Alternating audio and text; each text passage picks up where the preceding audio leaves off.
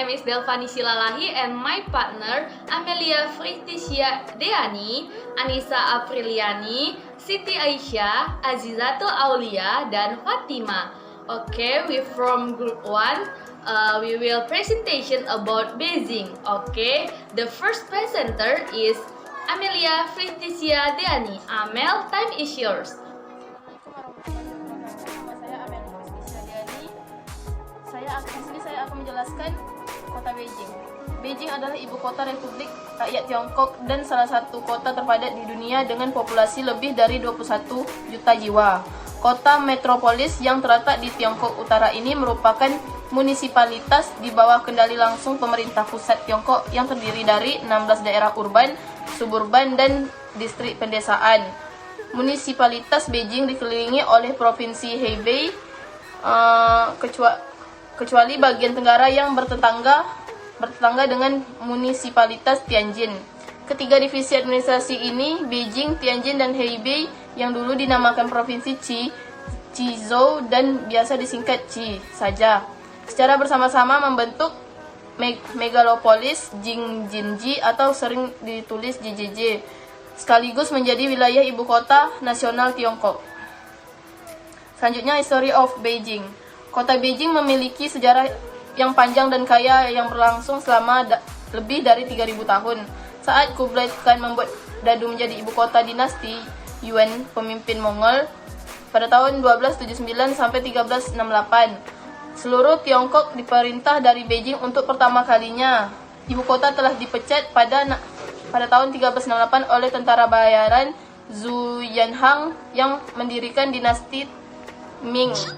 Model tersebut kemudian pindah ke selatan di Nanjing atau ibu kota selatan dan ini sampai 1421 ketika Ming kembali ke Beijing. Ini adalah saat bahwa kota itu direstrukturisasi dengan pembangunan gedung besar seperti kota terlarang.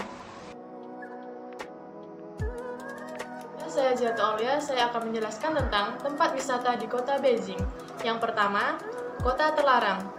Kota terlarang ini juga dikenal sebagai Museum Istana, adalah istana kekaisaran bagi 24 kaisar di dinasti Ming dan Qing pada tahun 1368 sampai 1911. Ini adalah kompleks bangunan kayu terlengkap dan terbesar di Cina dan bahkan di dunia. 1/6 dari semua peninggalan budaya di Cina adalah di Museum Istana, menjadikannya salah satu dari 10 hal teratas yang harus dilakukan di Beijing. Jika cuaca memungkinkan, Anda dapat menikmati panorama kota terlarang dari Taman Qingshan yang terletak di dekat gerbang utara Museum Istana. Istana Kekaisaran, tempat wisata di Cina peninggalan dinasti Ming tersebut, masuk dalam daftar situs warisan dunia UNESCO sejak tahun 1987. Buka di kota terlarang ini, yang pertama, kota terlarang hanya terbuka untuk para pengunjung pada siang hari. Yang kedua, selain itu, hari Minggu kota terlarang tutup bagi para pengunjung. Yang ketiga, jam buka kota terlarang pada hari Senin hingga Jumat dimulai pada jam 8:30 pagi dan tutup jam 4:30 sore. Yang keempat, akan tetapi pada hari Sabtu, jam tutup kota terlarang lebih cepat, yaitu pada jam 2 siang. Harga tiket kota terlarang berbeda-beda. Yang pertama, pada periode April hingga Oktober, harga tiket masuk area kota terlarang adalah 60 RMB. Yang kedua, sedangkan pada periode November hingga Maret, harga tiket masuk ke area kota terlarang adalah 40 RMB. Yang ketiga, jika pengunjung ingin masuk Hall of Jewelry, pengunjung perlu membeli tiket masuk lagi sebesar 10 RMB. Yang keempat, untuk memasuki Club Exhibition Hall, pengunjung juga perlu membayar tiket masuk sebesar 10 RMB. Yang kelima, harga tiket Hall of Jewelry dan Club Exhibition Hall berlaku sama sepanjang tahun. Yang keenam, tiket masuk untuk pelajar jika bisa menunjukkan kartu pelajar adalah 20 RMB. Dan yang terakhir, khusus lanjut usia 60 tahun ke atas mendapatkan diskon harga tingkat 50%. Tempat wisatanya adalah Tembok Besar Cina. Bagian paling populer dari situs warisan UNESCO ini adalah Tembok Besar Cina karena berada di kawasan distrik Yangqing. Tentu saja wisatawan juga berkesempatan memandang panorama pegunungan yang indah saat melintasi Tembok Besar. Sebagai salah satu dari 7 keajaiban dunia, Tembok Besar memang nomor 1 di antara hal-hal terbaik yang dapat dilakukan di Beijing dalam satu hari. Banyak orang tahu pepatah terkenal, orang yang gagal mencapai tembok besar bukanlah pahlawan, yang dikemukakan oleh Ketua Mao. tembok besar membentang ribuan mil dari timur ke barat dengan dibangun selama 2000 tahun.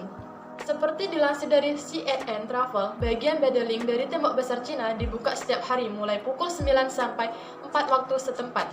Area Bedeling memanjang dari Beling Low hingga Nonghu Low Band. Area ini jadi salah satu bagian dari tembok besar Cina yang paling populer untuk turis. Lokasinya sekitar 70 km dari kota Beijing. Tiket tembok besar Cina area Bedeling dihargai 35 yuan Cina atau sekitar Rp80.000 pada low season. Sementara tiket untuk high season yang dihargai 40 yuan Cina atau sekitar Rp91.000. Ya, kota wisata Istana Musim Panas, yaitu yang disebut juga dengan Summer Palace, merupakan salah satu tempat wisata di Cina yang populer. Istana ini terletak di sebelah barat lalu kota Beijing dan hanya terletak 15 km dari kota Beijing. Tempat ini diklaim sebagai taman kekaisaran terbaik di dunia dan merupakan istana kekaisaran terbesar di Cina. Summer Palace awalnya dibangun pada tahun 1750 oleh Kaisar Qianlong. Istana ini memiliki arsitek dan gaya bangunan yang mengagumkan.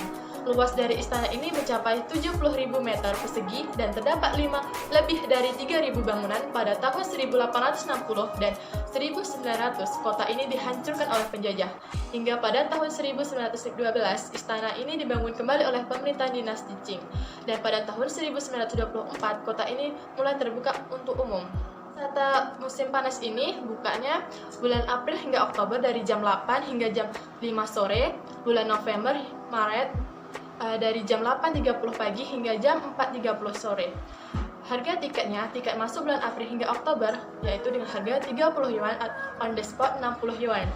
Dan sedangkan untuk tiket masuk bulan November hingga Maret, yaitu dengan harga 20 yuan, on the spotnya 50 yuan. Sedangkan untuk paduan audionya hanya 40 yuan. Selanjutnya yang keempat, tempat wisatanya itu tentang lapangan Tiananmen. Adalah lapangan yang berada di pusat kota Beijing, Tiongkok. Lapangan ini merupakan lapangan yang terluas di dunia saat ini. Lapangan Tiananmen terletak di luar pintu selatan istana kuno dinasti Ming dan Qing. Mendapat namanya karena pintu selatan istana bernama Tiananmen. Di sebelah utara lapangan ini adalah ada tiang bendera di mana setiap harinya diadakan upacara penaikan dan penurunan bendera oleh tentara kehormatan. Di lapangan ini tidak boleh ada papan dan poster reklame. Bahkan bus dan kendaraan yang melintasi jalan di depan lapangan juga tidak diperbolehkan memiliki reklame di badan bus maupun di kendaraan. Masjid ini merupakan gerbang kompleks kota terlarang yang merupakan ikon negara Cina. Di sini para wisatawan dapat menyaksikan indahnya arsitektur tradisional Cina yang rumit dan bernilai seni tinggi. Lapangan Tiananmen, simbol Beijing, sangat besar dan berdiri di poros tengah kota. Alun-alun telah menyaksikan banyak peristiwa penting di Tiongkok. Bahkan disinilah Ketua Mao memproklamasikan berdirinya Republik Rakyat Cina. Oke, tempat wisata selanjutnya akan dijelaskan oleh Anissa Apriliani. Kepadanya kami persilakan. Assalamualaikum warahmatullahi wabarakatuh. Perkenalkan, nama saya Anissa Apriliani Bella. Di sini saya akan menjelaskan tentang detail penerbangan dari Jakarta ke Beijing. Bandara di Jakarta yaitu Bandara Internasional Soekarno-Hatta dan Bandara Internasional Halim Perdana Kusuma itu bisa digunakan untuk penerbangan. Dan sedangkan untuk di Beijing itu terdapat 4 bandara yang direkomendasikan, yaitu pertama Beijing Capital International Airport, Beijing Nian Airport, Beijing Daxing International Airport, dan Changyong Airport. Berapa lama penerbangan dari Jakarta ke Beijing? Rute pesawat Jakarta ke Beijing paling lama berkaisaran sekitar 7 jam 20 menit.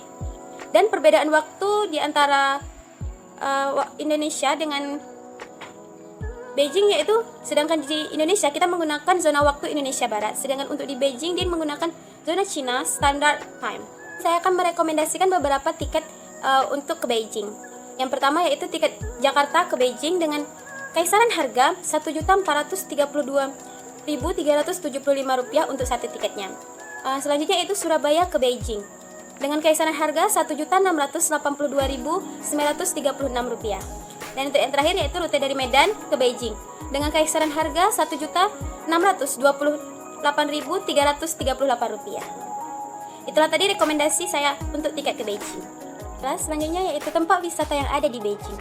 Yang pertama yaitu Masjid Neiji. Masjid Neiji ini telah berumur ratusan tahun dan menjadi penanda peradaban Islam yang ada di Beijing. Tempat wisata di Beijing ini memiliki luas sekitar 7.000 meter persegi dengan gaya bangunan khas Cina. Dilihat dari jauh, masjid ini berbeda dengan masjid umum yang ada di Indonesia karena kubah masjid bentuk segi enam dan atap genteng yang berwarna hijau. Interior dari bangunan ini sangat menarik karena di bangunan masjid ini tidak ada ornamen hewan dan manusia yang menempel di dinding maupun atap dari masjid tersebut. Di tempat wisata di Beijing ini banyak kaligrafi tulisan Arab yang menghiasi dinding masjid. Kaligrafi tersebut ditulis dengan gaya khas Tiongkok dengan model dan warna yang unik. Warna bervarian namun mayoritas adalah kuning cerah. Lantai pada masjid ini juga terbuat dari marmer putih yang memiliki luas sekitar 1.600 meter persegi. Di dalam area masjid juga terdapat sebuah menara yang tinggi sekitar 33 meter yang beralaskan marmer dan atapnya dari emas. Selanjutnya yaitu Tiger Hill. Tiger Hill ini menjadi salah satu tempat wisata di Beijing yang patut didatangi. Banyak wisata terpikat mengunjungi bangunan ini karena bentuknya sepintas mirip dengan Menara Pisa yang ada di Italia. Kemiripan tersebut juga terdapat pada bentuknya yang miring beberapa derajat. Tiger Hill ini merupakan julukan Menara Pisa dari timur.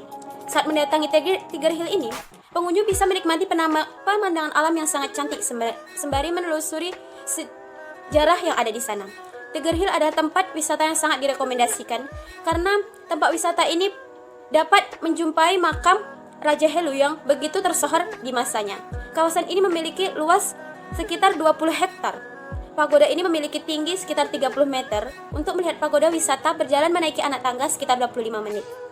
Pagoda di tempat wisata ini sangat unik karena berdiri miring dan sudah berumur sekitar 1.200 tahun. Untuk memasuki tempat wisata ini akan dikenakan tarif sekitar 1.000 yuan atau dalam rupiahnya Rp223.652 satu orang. Yonghe Temple. Kuil Yonghe terletak di sebelah timur lautan Beijing. Kuil ini merupakan kuil yang sangat penting karena merupakan tempat peribadahan umat Buddha terbesar di kota ini. Bangunan ini dibangun di masa dinasti Qing sekitar tahun 1694. Gaya arsitektur bangunan tempat wisata di Beijing ini menggabungkan antara gaya arsitektur Cina dan Tibet.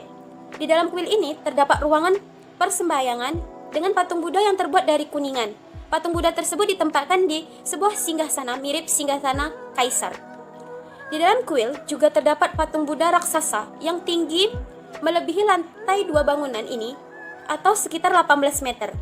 Pada patung Buddha tersebut terdapat campuran bahan logam dan memiliki warna merah cerah. Patung ini memiliki salah satu daya tarik wisata untuk berkunjung ke kuil ini.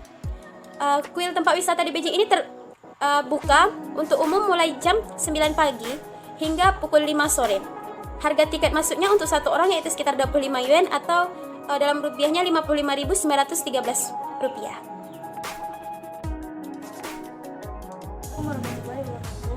Baiklah, di sini saya akan melanjutkan penjelasan tempat wisata di Beijing.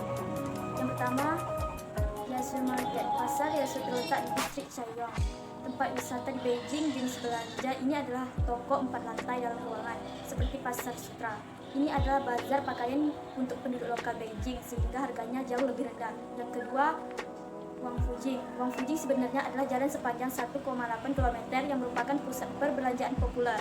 Berada di distrik Dongcheng, di sini kamu bisa belanja berbagai fashion item branded. Yang ketiga, Silk Market. Silk Market adalah salah satu pusat perbelanjaan di Cina yang menjual sepatu dan kain. Tempat wisata di Beijing ini terasa antik karena didirikan pada saat dinasti Qing. Yang keempat, Shidu Natural Park. Area indah bernama Shidu di kota Shidu, distrik Fangxiang, Beijing. Jarak tempat wisata di Beijing ini dengan pusat kota Beijing sekitar 1 jam perjalanan. Namun walau jauh, kegiatan yang dapat Anda nikmati di musim panas Beijing akan sangat menyenangkan dan keren. Yang kelima, Badaling National Forest Park. Taman Hutan Nasional Badaling terletak di ketinggian yang sedikit lebih tinggi dari tempat wisata Beijing lainnya. Tempat wisata Beijing ini terkenal dengan fenomena daun merah yang berlangsung di sana. Taman Hutan Nasional Badaling Beijing mencakup 56 hektar dan ditanami oleh dari 50.000 pohon maple. Oleh-oleh khas Beijing. Yang pertama, sutra. Siapa yang tidak tahu bahan sutra yang berasal dari Cina? Kualitas kain sutra karya pengrajin Cina adalah juaranya di seluruh dunia. Pengunjung bisa memilih warna dan motif kain sutra sesuai selera. Yang kedua, keramik antik. Selain sutra, oleh-oleh khas Cina yang banyak diburu wisatawan adalah aneka souvenir yang terbuat dari keramik. Yang ketiga, giok. Jika Anda kurang tertarik dengan sejarah dan keunikan, pengunjung tetap bisa membeli oleh-oleh khas Cina yang biasa digunakan. Batu giok bisa menjadi pilihan yang menggiurkan bagi pengunjung, terutama kaum hawa. Yang keempat, sepatu Nelly Xiang. Sepatu Nalixiang merupakan sepatu kungfu yang merupakan seni bela diri khas dari Cina. Nalixiang sebenarnya adalah merek sepatu yang sudah sangat tua di Beijing, yang sudah ada sejak era dinasti Qing sejak tahun 1644.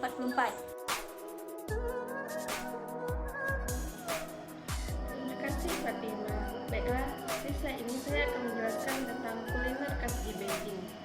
Yang pertama yaitu bebek Peking atau dalam bahasa Mandarinnya adalah kaoya. Bebek Peking adalah makanan yang harus dicoba jika kita berkunjung ke ibu kota negara Tiongkok ini. Sebenarnya bebek Peking ini sama seperti bebek panggang, hanya saja dengan cara memasaknya berbeda dengan bebek panggang lainnya. Dagingnya lembut, kulitnya dibuat tipis dan garing, lalu disajikan dengan bawang segar, mentimun, saus kacang manis dan dibungkus dengan pancake tipis. Yang kedua yaitu pangsit atau jiaozi.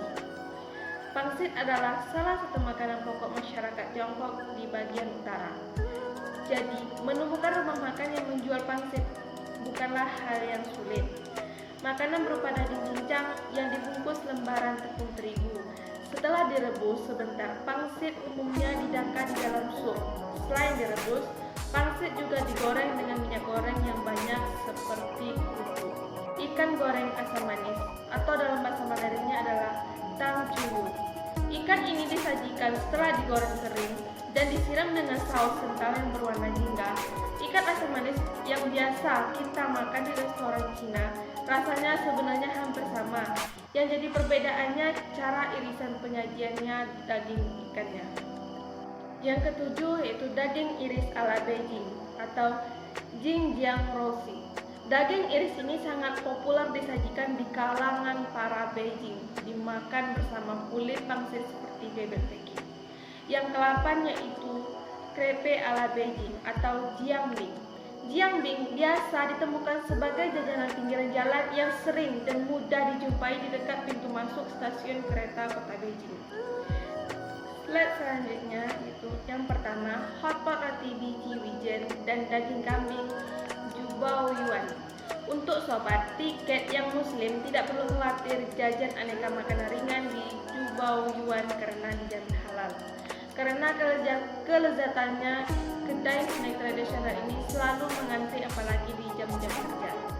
Yang kedua, mie Zhajiangmian Guangzhuangjiang Putong. Inilah kuliner yang selalu menjadi incaran para wisatawan karena kelezatannya.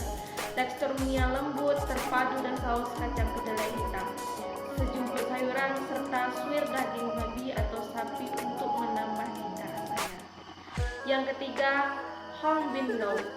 Hong Bin Lao adalah salah satu restoran domba halal paling terkenal di kota Beijing. Restoran pertamanya didirikan lebih dari 100 tahun yang lalu pada 1853. Baiklah, sekian penjelasan dari saya. Slide selanjutnya akan dijelaskan oleh Delvani Silalahi. Kepadanya saya persilahkan. Baiklah, saya Delvani Silalahi. Saya akan mempresentasikan tentang pendapat mengenai kota Beijing.